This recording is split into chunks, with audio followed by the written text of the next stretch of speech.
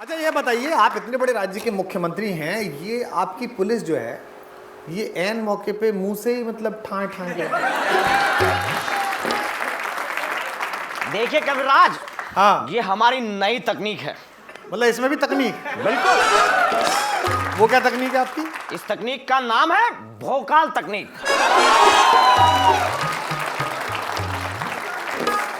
बहुत अच्छे। जब आपकी बंदूक खराब हो जाए हाँ। तो मुंह से ठाई ठाई की आवाज निकाले,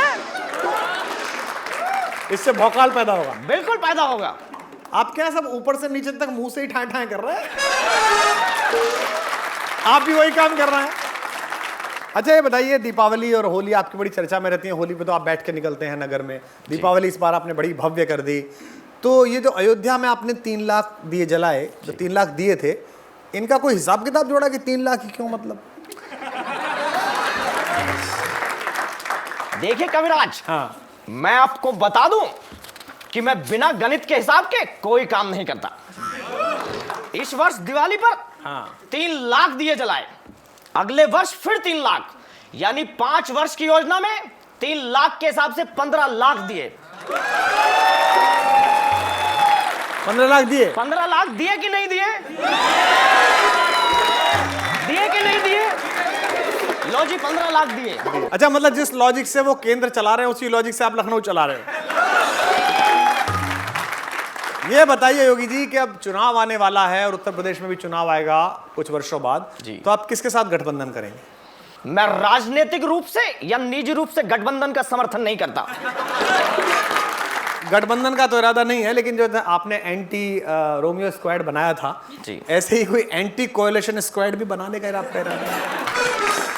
देखिए, जहां तक प्रश्न गठबंधन का है, हाँ। तो ये मेरी व्यक्तिगत राय है, लेकिन राष्ट्रीय स्तर पर जब कभी गिनती कम रह जाती है तो इस तरह की टेम्परेरी आशिकी करनी पड़ती है। टेम्परेरी आशिकी, क्या बात है योगी जी, वाह। अच्छा, इसी आशिकी की बात पर मेरे को फिराक गोरखपुरी साहब का एक शेर याद आ रहा है। ठहरिए मान्यवर, फिराक विराक उत्तर प्रदेश में नहीं चलेगा मान्यवर। अरे योगी जी, आप गलत समझ रहे हैं। फिराक गोरखपुरी साहब का पूरा नाम है रघुपति सहाय फिराक गोरखपुरी। इसमें रघुपति हैं उसके अंदर। अगर इस प्रकार की बात है तो फिर उन्हीं का ही सुनाइए, हम सुनेंगे। सुनते हैं इश्क नाम के गुजरे हैं एक बुजुर्ग। शिव शिव। सुनते हैं इश्क नाम के गुजरे हैं एक बुजुर्ग, हम लोग भी फकीर इसी सिलसिले में हैं।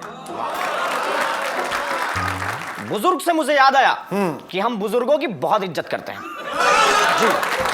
अच्छा, बुजुर्ग से मुझे भी कुछ याद आ गया। जी, आप भी बताइए। अडवाणी जी कहाँ हैं आजकल?